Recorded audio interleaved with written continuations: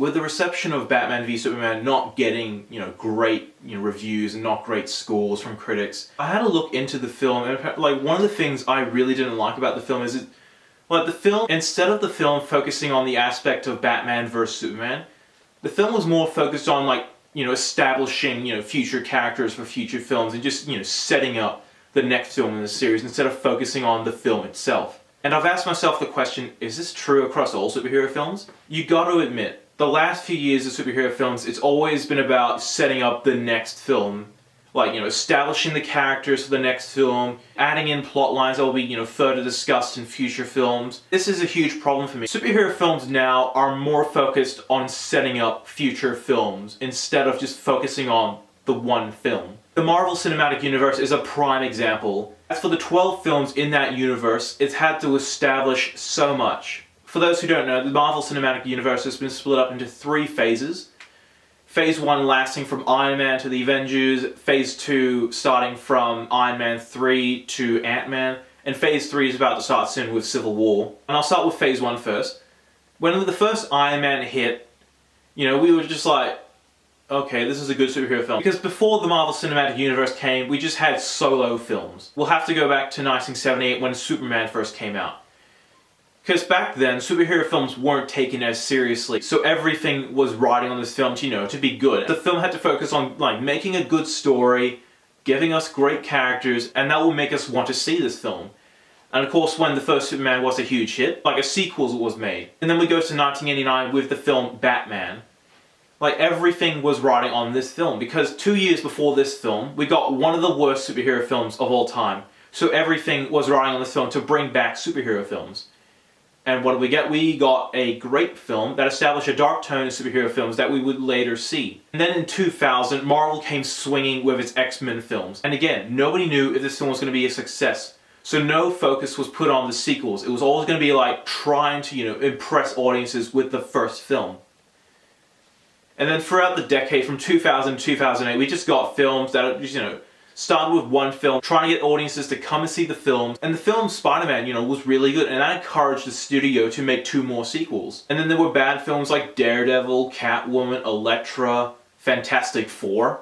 It wasn't until 2008 where I believe superhero films hit the pinnacle. 2 of the biggest superhero films ever, The Dark Knight and Iron Man, came out. The Dark Knight set the standard for every superhero film, and Iron Man came out the same year. But then by the end of the first Iron Man film, we got a little snippet.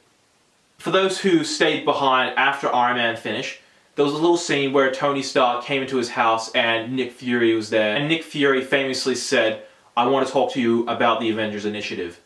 This was huge. Not only were there rumors going around that a huge Avengers film was coming, not only was a superhero film series getting set up for something, where we're going to see Captain America and Iron Man come together. And over the next few years, we got the Incredible Hulk, Iron Man 2, Thor, and Captain America the First Avenger, and each one set up the films, and each of those films established the characters so we can each identify the characters in their own respective films. But it was also building up to the greatest superhero event of all time, and that was the Avengers. This film was the hugest film to come from 2012.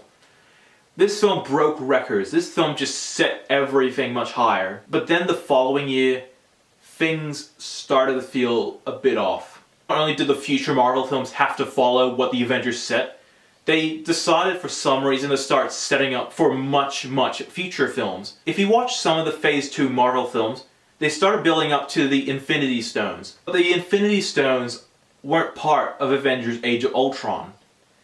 The Infinity Stones is part of this third Avengers film that is yet to come out. So not only were they trying to establish this plot device that we would not be seeing for a few years, but the films themselves, I believe they lost quality. The uniqueness that the first Phase films had was gone. So instead of trying to establish a standalone film for each of these characters, they just started building up to the next film, and the next film, and the next film, and the next film. Like Iron Man 3, Thor the Dark World, Captain America, The Winter Soldier, and Guardians of the Galaxy, they were all good. I'm not saying they were all bad, but something fell off about them. And one of the reasons why was because they were setting up for the next Avengers film. That's fine, but try to keep the focus on the characters themselves. don't try to build up for a future film. Focus on what the people came to see, and that's the current film they're seeing. When Guardians of the Galaxy came out, nobody expected this film to be good. Everyone was like, oh, this is going to be the film that's going to tank everything. But it took everyone by surprise. And I'm not afraid to admit it, I didn't like Guardians of the Galaxy. One of the reasons why is because they were building up to the future Avengers film.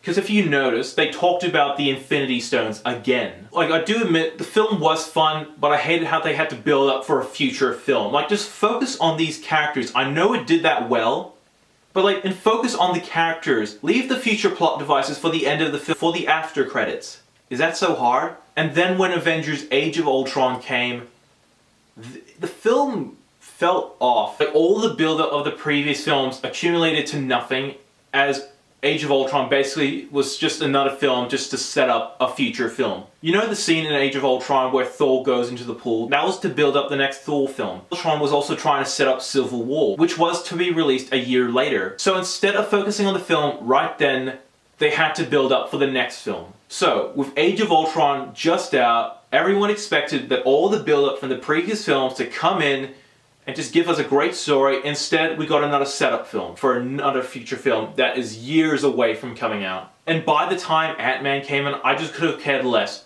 Because you know the films that are not Avengers films, they're basically filler films now. Just to fill in the gaps until the next Avengers film. They basically mean nothing. Just recently with Batman v Superman, they're trying the same thing. They're trying to establish future films. Instead of focusing on the solo film itself, trying to establish the characters in this one film, they're trying to establish for future films. In fact, a Justice League film is coming out next year. And Batman v Superman, instead of focusing on itself, it decided to put its time to build up the first Justice League film. Yeah, this problem really bugs me. And I'm not saying all the films that were released in this time period are bad. It's just that I hate having to see films just build up another film.